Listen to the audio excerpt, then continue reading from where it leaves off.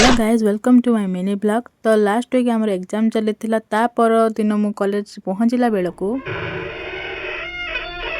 मोर सांग मैंने कहीं भी आसी नथिले। थर्ड ईयर जड़े भौणी बसिकी ऑनलाइन क्लास अटेंड कर मु भी आउ डिस्टर्ब न करी बाहर को पलि आसी देखु देखु जड़े आसी पहुँची गला सेकेंड रे पुणी ये दुई मैडम आसिले ये मैडम जनक मु वीडियो करुच्ची बोली तांकर क्यूट स्माइल दे दे कि चली गले।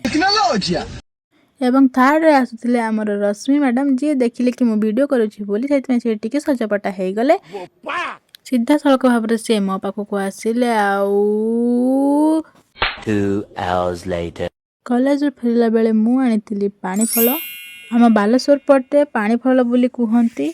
यही फल को कौटी कौटी पानी सिंगड़ा बोली मध्य कहती। आपण पटरे कौन कहते आपण मते कमेंट निश्चित भाव में जनइबे। मु आनी पहुँची जाइथिली माँ को पाखरे। माँ को आनी देला परे माँ ताको छड़ाई भल भाव में परिष्कार करदेले आउे मते देखी खाईदेले। तापर मु आउ रही पारली नहीं ड्रेस चेंज न करके मु भी मधे गोटे खाई देथिली। देखा पुणी नेक्स्ट वीडियो। Bye bye.